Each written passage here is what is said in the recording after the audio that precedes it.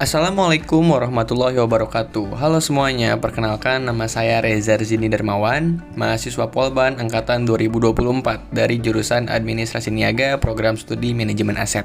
Nah, di video ini saya akan mengulas mengenai manajemen aset serta aset fisik yang menurut saya sangat menarik untuk dibahas, yakni Taman Hutan Raya Insinyur Haji Juanda.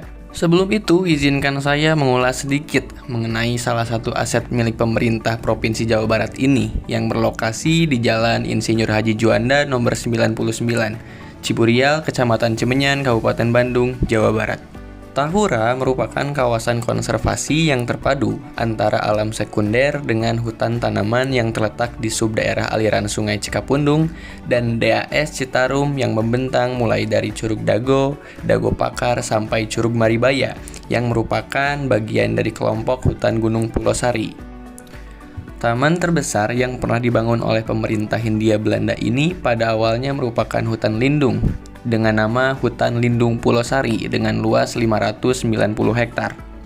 Perintisannya dimulai pada tahun 1912 bersamaan dengan pembangunan terowongan penyadapan air Sungai Cikapundung yang sekarang dikenal sebagai Gua Belanda.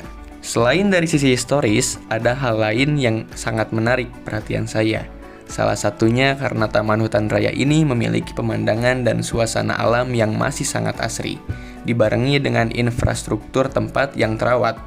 Selain itu, Taman Hutan Raya ini pun memiliki objek wisata yang cukup beragam, seperti Gua Belanda, Gua Jepang, Tebing Keraton, Curug Omas, dan Curug Dago. Oleh karena itu, Tahura adalah salah satu aset pemerintah yang sangat berharga.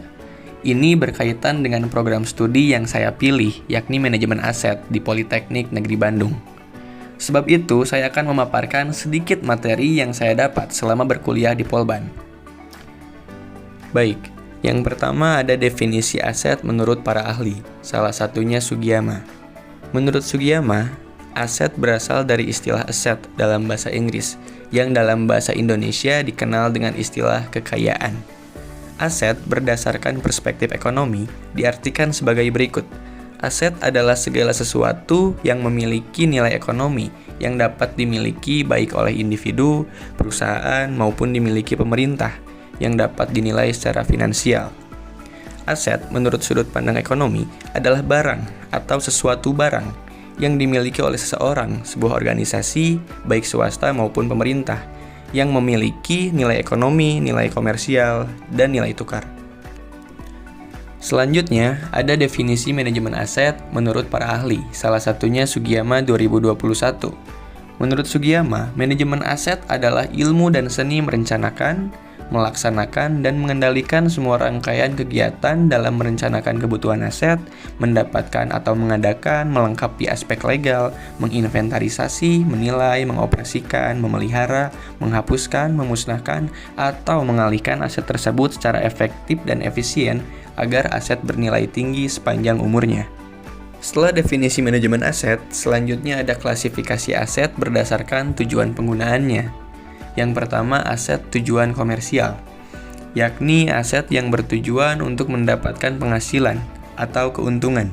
Misal aset di perusahaan seperti tanah, bangunan pertokoan, dan jalan tol berbayar, menurut Sugiyama. Yang kedua, ada aset dengan tujuan non-komersial, yakni aset yang bertujuan untuk kepentingan masyarakat, bukan keuntungan. Contohnya Taman Hutan Raya yang sedang kita bahas ini. Tempat ini termasuk kawasan konservasi yang tujuan utamanya untuk melestarikan keanekaragaman hayati, menjaga ekosistem hutan, dan memberikan pendidikan lingkungan kepada masyarakat. Oleh karena itu, aset ini termasuk ke dalam aset dengan tujuan non-komersial. Menurut Sugiyama 2017, ada 9 fungsi manajemen aset. Salah satunya adalah memelihara aset. Nah, salah satu fungsi dari manajemen aset yang diterapkan dengan baik di sini adalah memelihara aset. Berdasarkan dari pengalaman saya beberapa kali mendatangi tempat ini, kondisi tempatnya tetap sangat terawat, yang menunjukkan pemeliharaan asetnya dilakukan dengan baik. Dengan kata lain, tujuan manajemen asetnya pun berfungsi dengan baik. Adapun definisi tujuan manajemen aset menurut Sugiyama 2021, yakni secara umum untuk pengambilan keputusan yang tepat agar aset yang dikelola berfungsi secara efektif, efisien, dan bernilai tinggi sepanjang umurnya. Baik, kesimpulannya adalah manajemen aset itu sangat penting untuk diterapkan dalam pengelolaan aset. Tujuannya agar aset yang dikelola dapat berjalan dengan baik, serta memiliki nilai tinggi selama aset itu ada.